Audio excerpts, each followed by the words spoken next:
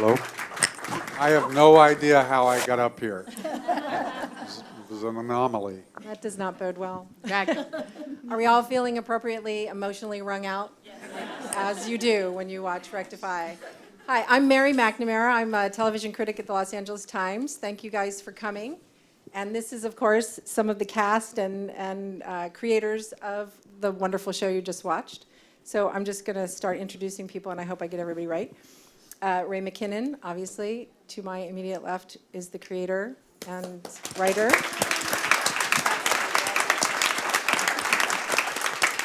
Abigail Spencer, who plays Amantha. J. Smith Cameron, who plays Janet. Casting director Libby Goldstein. And casting director June Johnson. And executive producer Mark Johnson.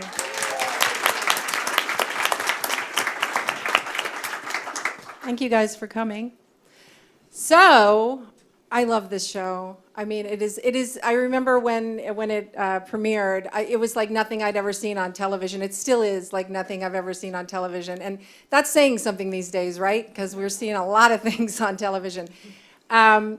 So let's talk a little bit about the genesis of it, about, you know, how we got, you know, that first season, that especially, you know, in season one, it was like one day at a time, that pacing, that, you know, I was just saying, I call it full immersion television, because you really can't do anything else when you're watching Rectify. You're just watching Rectify. And if your child needs something, well, they're just going to have to wait.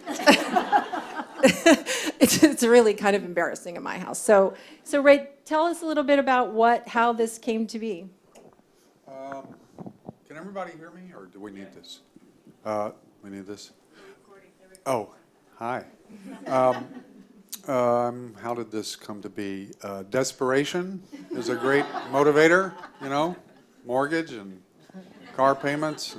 And, you know, just, you know, as a human being, I'm interested in a lot of things just in the world. And one of those is our, you know, prison industrial complex, and, you know, all the factors that have caused that over the last number of decades. And you know, death row is, you know, unique, at least in the Western world, to our experience. And so I was just tangentially interested in that subject matter. And then 10 years ago or so, a governor, there were a number of DNA cases. You know, DNA was starting to emerge as ways to conclusively exonerate convicted murderers and people on death row. And then a spate of them happened in Illinois, and they were, the governor there said, I can't in good conscience kill anybody, and, you know, without being sure. And how can you be sure? And so I saw interviews of guys who were exonerated, and what I started thinking about was how their next day would be after they, you know, after the press conference. What would that after that night, after you've gone out with your family or whatever you've done, what that would be like in an experiential moment-to-moment basis. And that was the beginning of thinking about this character and going down the road with the story, which I didn't write for another 5 years, and it really took television evolving to what it has, you know, become. And you know, obviously The Sopranos and others were influences, but Mad Men was the one that I thought, okay, that is of a kind of tone and pace that I see this show being, and that was me really thinking about writing it. Well, I mean, compared to Rectify, Mad Men is like madcap. I mean, it like moves at a reckless pace. And you know, and that is something I actually want to ask all of you, because you're all involved in that. I mean, it's a certain kind of bravery to maintain that careful and just saturated is the word that just comes to mind when I watch that attention to detail, that willingness to linger in a way that is not arty-farty, that is very much experiential. Did you, you know, how did you keep yourself reined in? Mark, how did you feel when you realized what kind of story you were telling and the way they were telling it, were you nervous that it was like people were not going to be like, when is something going to happen? So, I mean, what did you think?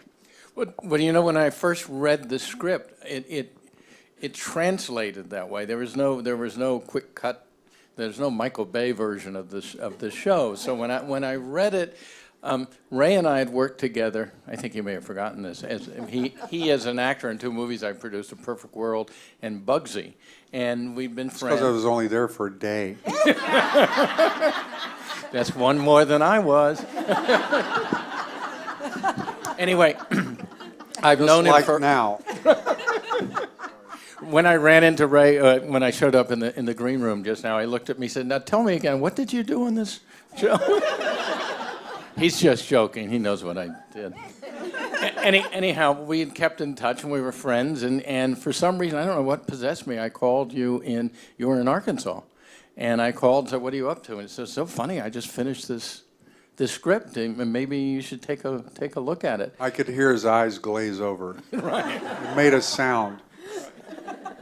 And when I read it, I knew it was so extraordinarily special and so deliberate, and it is a very specific audience. I think you've said it well, that what kind of show it is. And it doesn't, what I love about it, it's in the hands of somebody else, it could be very pretentious, and it's not at all. It's just real life, and Ray has the confidence, and one of the things I'm so proud of it, the show has such a self-confidence to it that it lets things play out. So I have to say it's all Ray McKinnon, and that's hard for me to say. I mean, I like to say that the show is good for actors. I mean, it's what we have is the writing and the acting, and I think the show is important in the world right now because there is so much going on. On television, so much good stuff, but you get the opportunity to totally live in it, and it's immersive being a part of the show, and that's really important. I think it's important for, we're speaking to a group of actors, like how amazing is it to see something and be like, that's possible for me, to all the stuff, all the thing. I mean, this building is full of places going on right now where people are like learning about acting and trying to discover how to go deeper in your work. And here it is, a place where you can explore that. That's on television and being supported by Sundance. It's an incredible thing to be a part of.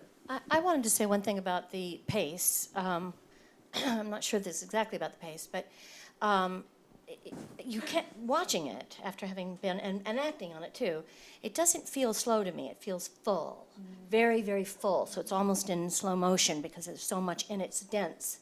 You watch Clayne's eyes just go this far, and it means everything. I remember watching, baseball with my dad when I was little, and compared to basketball, it seems so boring and slow. And my dad saying, no, even the manager's long, slow walk out to the mound to talk to the pitcher, will he take him out? Will he give him a tip? And suddenly, so when you tune in week after week, it's all those nuances is what makes it so unique to itself, I think. And when you're filming, I mean, is there a rhythm, to get into? Is it like, that's different from other things you've been in? How do you adjust to that? Can't get away with anything in the show. I mean, it's true. Everything has to be authentic and honest, and I think we spend a lot of time miring the truth of what's going on, and we're so fortunate that Ray is with us all the time, so it's constantly being monitored by the creator himself, which I think is really important. I feel like a lot of things can get away from you because a bunch of people start taking the wheel, but fortunately on our show we have one person, in charge of the creative fullness and the creative life. So it's very clear. It's very clear. I will say that both of these ladies just jumped off the screen in the auditions, and they were, they're both wonderfully talented and very right for these specific roles, and you have to start there. And the other thing is, it's just so hard to do good work You know, it's hard to do good work in your bathroom, but, you know, you probably do better good, you know, you do really good work in your bathroom, and then you go to the set, and all these things are going against you to do the kind of relaxed, you know, take risks, and you're afraid to take risks because somebody will say, what the fuck was that? You know, and you know, hopefully what we tried to do is make the actors feel safe, that they could take risks, and to push them too, you know, and because you know, I've been there. It's not easy. It's a close-knit group, too, so I think that gives us a feeling of safety and security about, in that sense. Yeah, it feels like a theater troupe more. I mean, we act very cohesively, and also we are shooting in a very small town, about 45 minutes south of Atlanta, Georgia. And there is a Kroger and a restaurant called Bank Street, and Lots That's of about bail it. bond places. Lots and lots and of places. DUI drunk driving luncheons. Yes. Which I teach. So we cling to each other. Well, one of the things that I really love about Rectify is it does, I mean, it captures a South that I know. You know, I feel like this is changing. I mean, television is becoming more regionally rich.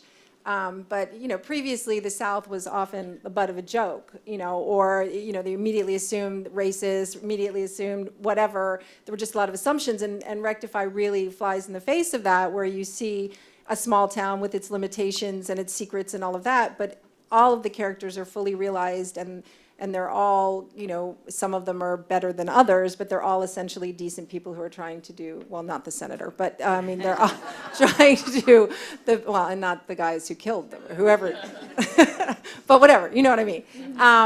And I was interested to talk to, you know, the casting directors about that, about casting, you know, those kinds of characters, which again are things we haven't really seen before. It's really easy to go to the extremes with some of the types. What were you looking for when you were casting the main and the, you know, and the supporting cast is really wonderful. Even the walk-ons. Yes. We're going to turn this over to Ray McKinnon. What we were looking for was somebody that Ray would not go, oh, no. Well, Which he did a lot. because you wanted very authentic performances. And that doesn't always walk in the door. And it certainly doesn't always walk in the door first up. That's also a process because there's a lot of things going on in an audition that really have nothing to do with the character, you know, whatever. And so Ray had a very astute eye in piercing that right away. So that actually kind of settled down the casting from day one to, you were also, you know, really wanted true people that understood your material and these Southern characters. Yes. Okay, we told Well, we told you we were going to turn this over to you. I remember one afternoon someone who was joining the Rectify family was walking in as you and I were going, no, Junie, damn it, it's not, yes, Ray McKinnon, I don't care what you say. I mean, we had vigorous Oh, yeah, we conversation. did. I mean, it was all in good, you know, where it was passionate and we love each other, but it's... But he wasn't always right, so we had to let him know that. I'll say for both of these ladies, they really care about what they do, you know, and what I wanted was opinions. I don't want somebody just to say yes to me, or, you know, I want, and all of these, believe me, all of these people have opinions, and that's what you want, you know, and they had opinions, and sometimes I was wrong, and they were right. And it's true, and it was good. The other thing, is, you know, I've been in those audition rooms. I don't like that process, and I know how difficult it is, and I think we tried to do our best to make the actor comfortable enough to do their best work, you know, and sometimes we succeeded and sometimes maybe not so much. Libby? No, I was just thinking about how, you know, we interviewed for the job, and we brought a picture of Jay to the interview. You were our big idea. Oh, wow. Yeah. That was like our one idea. That's so not true. Everybody you brought in, I mean, you know, I think we might have Abigail. claim, too. Klain. I mean, Maybe, you brought a lot of choices, but I'd never seen Abigail's work, and I'd never seen Jay's work, because I don't really get out much. But they were the ones for these roles, I feel very lucky that, because that's a big part of making a show, go is you hope you get the right people. You hope you get it right, and I believe we did. Okay. They always ask us when we've cast something, well, who were the contenders for the other, like who were the backups or whatever? And I was thinking, I can't think of one person that we even considered after we saw Abigail. I'm not sure we even considered anybody, ever. Yeah, we except did, Abigail. we did. Sorry, Abigail. I don't know. I remember Abigail coming in those cowboy boots and Oh, that short yes. skirt and that hair, and that was it. And the audition was My hair was unbelievable. really big that day. It was very big. It looked great. Hair. Okay, I want to get to the audience questions, although I could spend the whole time asking my questions. But this actually segues really nicely. This is from Meredith Stewart, and it's to Ray. Why didn't you want to act in this creation of yours? Everything that I've ever made that I've acted in has failed, so I thought, okay. Well, that's You want to learn? Oh, you mean that you made and acted? Yes. Oh, okay. Yeah. You want to learn from I was that, thinking of a or movie that- continue doing the same thing over and over? I don't. It was the first thing that really I'd written without thinking about me or my people being in the show. It was the first time I'd ever written without that as in my mind, and it just continued to be that. And now I'm scared to death to work with these guys. So you're not going to show up in season 3 I doubt it. I mean, yeah. and solve the crime and No. answer. Oh, also, why aren't you on Twitter? Are you not on Twitter? I don't. Oh God, yes. He's on Twitter. No, I tried. I don't think I can do that Oh, really? for some legal reason that I'm not aware of. That's interesting. I don't know. It's like the world gets to be too much with me when I think about what's outside the sphere of trying to create the show, and I try to keep things, because I'm easily addled, simpler in my life. And right now we're in the writer's room. We're talking about all these characters, and it's better if I just keep things simple. Well, it's not Rectify is not what you think of as one of those live tweeting shows. It's not Scandal. It's like, OMG. You know what?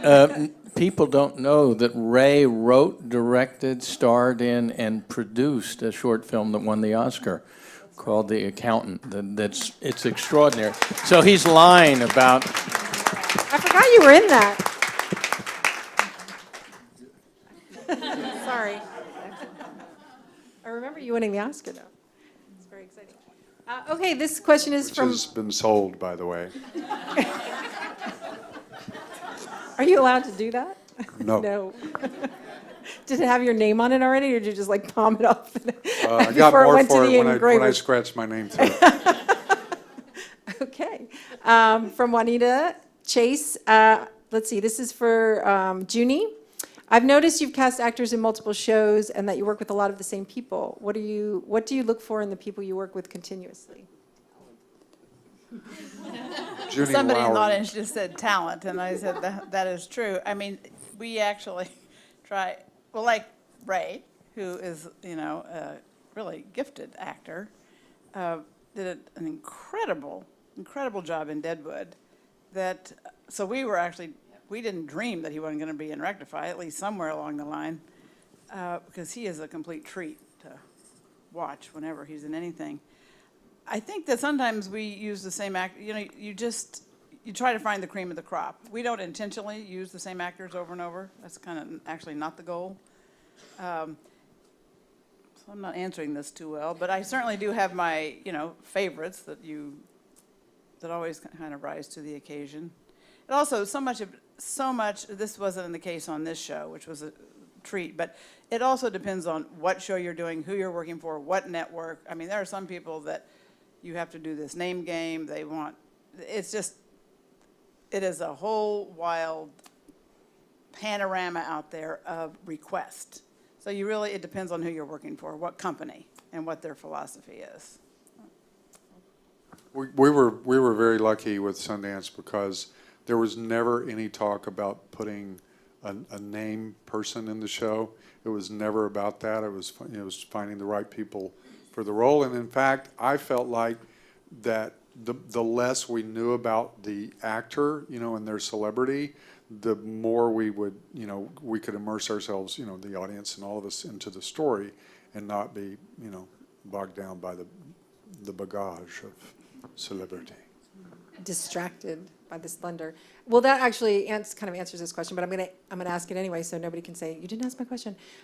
In television, how likely is it that you're allowed to cast a complete unknown as a series regular in a pilot? I mean, is that, Well, that's very unlikely, but that again depends. Like on Sundance, we could. Libby and I will get these shows, and they immediately want list. The minute you hear list, it's like, we're not the girls for that job. We can't. We'd still make a list sometimes because you have to. But it's not the list. It is not the list, and it just totally takes away the fun. I think you can cast an unknown as a series regular. It may not, even at CBS, it may not be the lead of the show, but you can be the third lead, and sometimes the third lead is the person who sneaks up on you and is the best actor. So I don't know if you could be a no-name at CBS, but you can certainly get a series regular job. It just may not be the lead.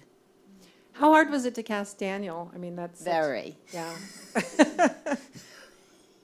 I showed up in Georgia without a Daniel, because we had, the other cast members had signed on, and I remember, people were, aren't you nervous signing on for a show where the central figure hasn't been cast yet?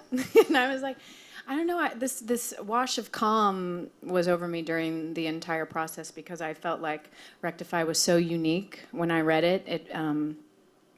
It is just so unique, and I felt like this group of people and Ray and because it was Sundance's first scripted television show, I knew that no stone would be unturned, and I've actually gotten the great pleasure to work with Mark Johnson before. So just knowing the pedigree behind it, I was just like, you know what?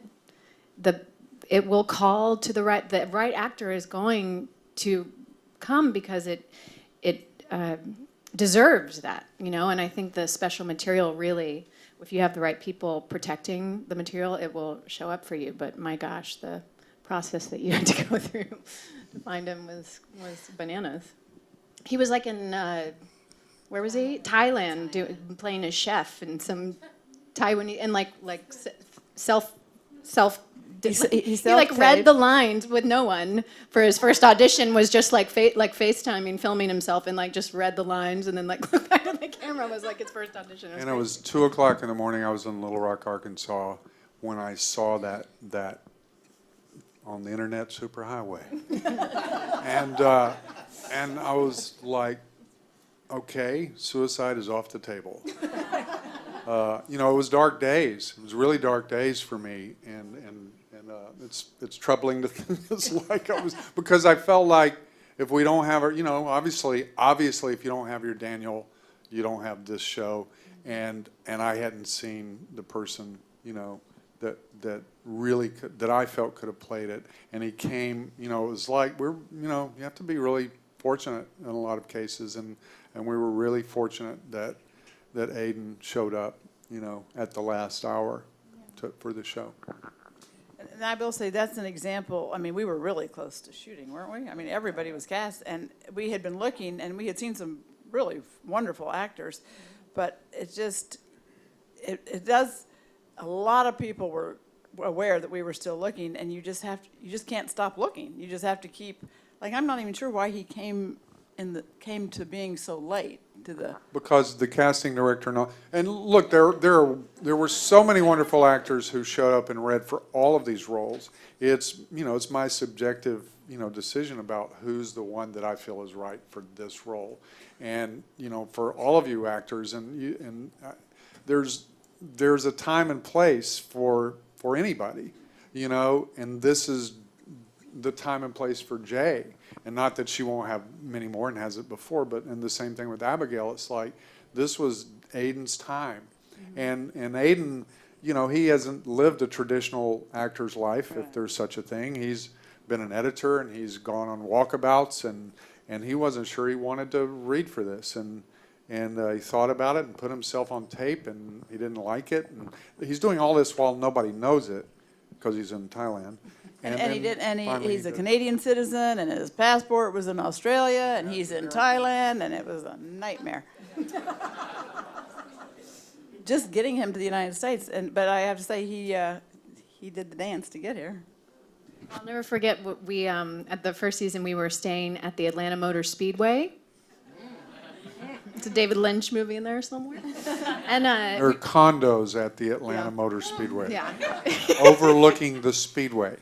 And they're stadium seating inside the apartments. Off season too. Yeah, So off it's like season. But they still stadium seating with silent car traffic. but they still practice The on Fall of Saturday Rome. mornings after you've shot all night on a Friday. FYI. So we were staying there, and we were all like, "Oh my God, you know, Aiden's Like coming." The Shining. Yeah. Totally was. Just get us in the mood.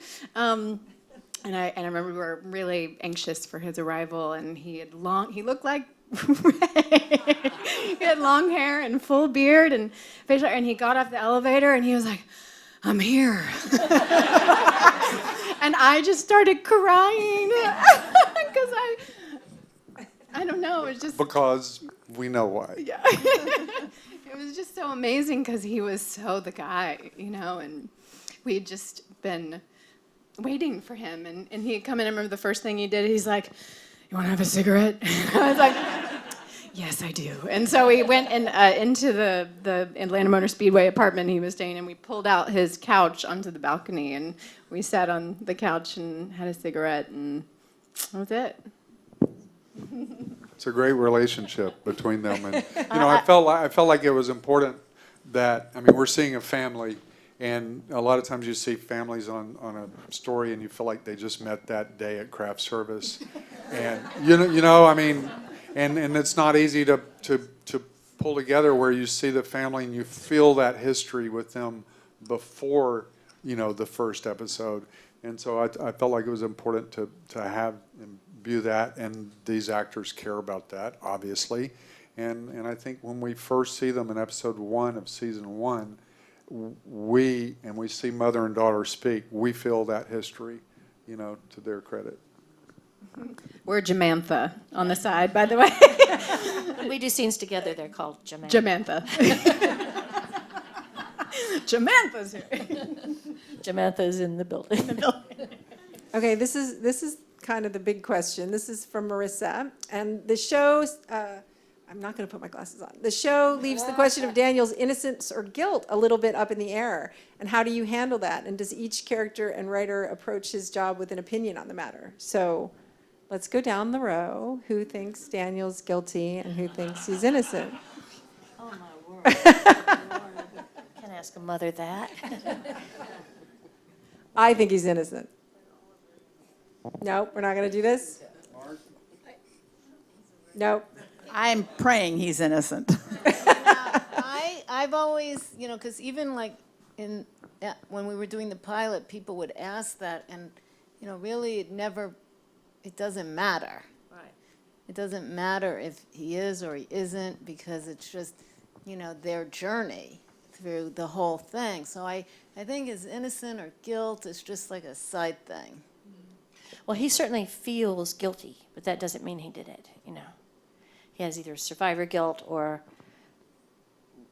maybe surviving his friend in prison and surviving Hanna and just maybe being confused about it too. You know, so I think he feels all those feelings, and that amounts to the same thing in a way. But that's not the answer you were looking for. No, there's no answer. I mean, do you know, Ray? No, I'm just asking if you know. I'm not asking if it's a yes or no question. No, okay. No. Well, one of the reasons I was intrigued by the macro of the story is, you know, why do innocent people get convicted?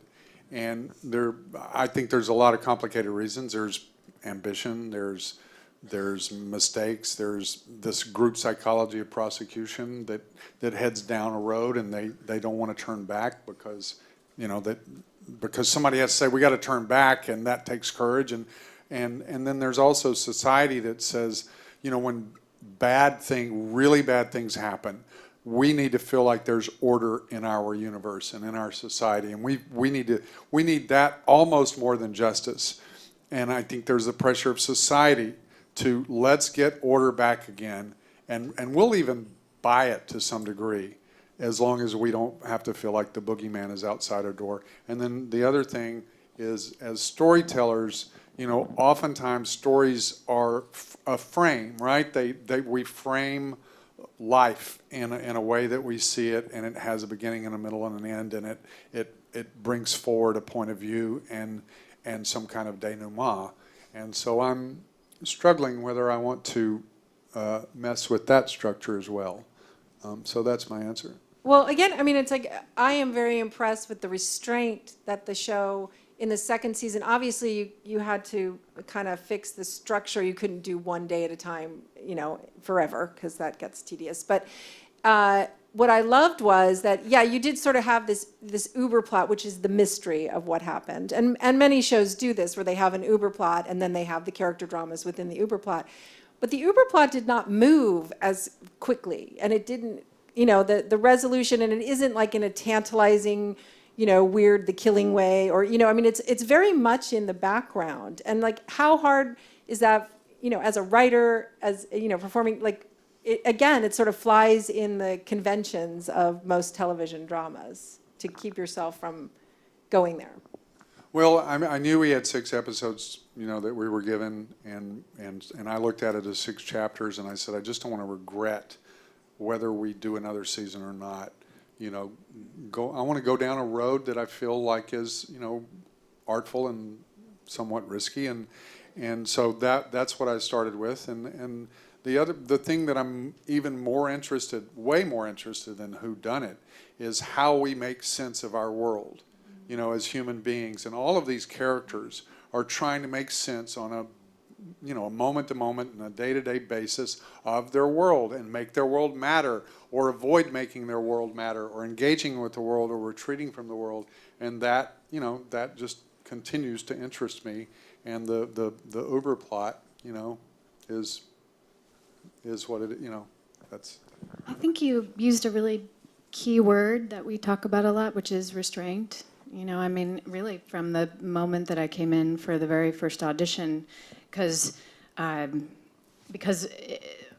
everything is so full, it's that delicate balance of having that full life, but how do you, because it's so, especially as wild animals and beings and actors, it's very easy to kind of jump into it, and so, I really, in the first audition, is how do you have that full life and then just go, into that place. Contain it. Contain Have it there. Have the whole ocean be there, but contain it. And so we talk about this often on the show, and I think it makes, it sounds like you guys talk about it in the writers' room, we talk about it on set. We're constantly talking about the magical power of restraint. And it really has, just personally as an actor, as an artist, as a seeker, really affected the way that I view things and how I want to live my life and view other things. So I think it's something that we're interested in on a more metaphysical level, and Rectify is a great conduit to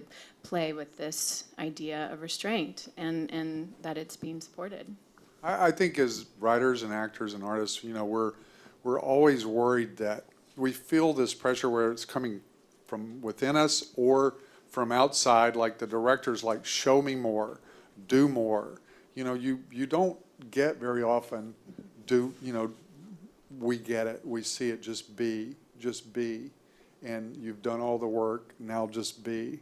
And that, hopefully we do that on our set, and we do that with the writers. You do the work and you trust it.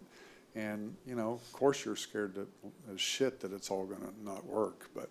But Ray's over on the side going, stop doing that! I'm like, got it.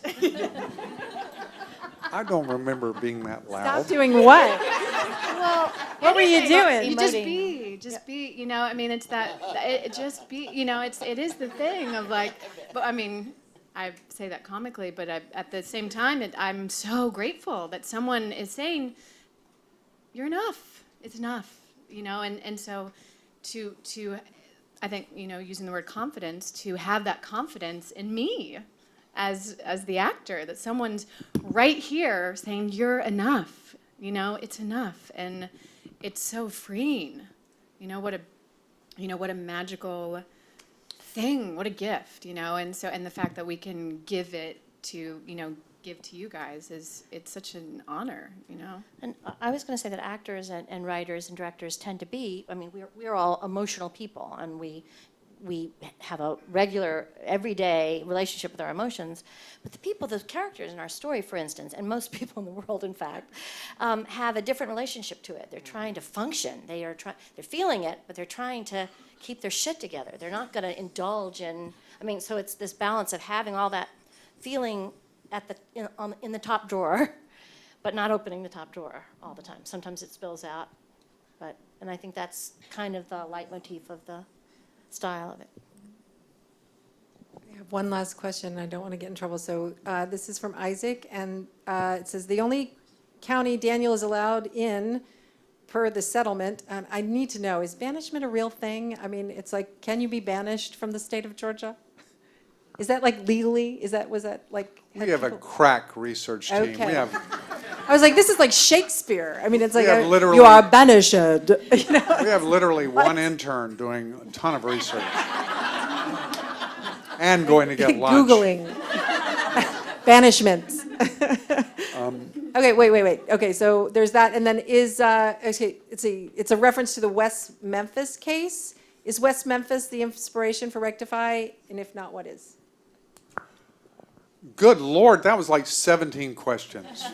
And it's the last, and I'm going to get in trouble for going over. Well, first of all, yes, banishment is legal in Georgia, but the Georgia Supreme Court said you can't banish people from the entire state. So they picked one county in Georgia that the person could live in, and that is called, and it's coincidental, Eccles County.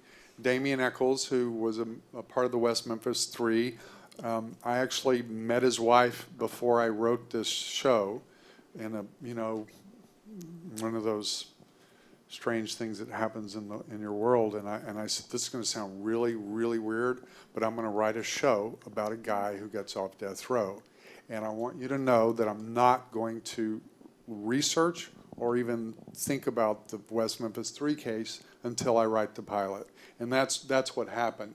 And since then, I've gotten, I got to know her really well, and I have never met Damian, but I've, been in correspondence with him, and he watches the show, and that means a lot. And what else? Oh, did I answer all those questions? I think you did answer all those questions. And I think that we have to end now, which is so sad. But thank you on behalf of everybody. Watch Rectify.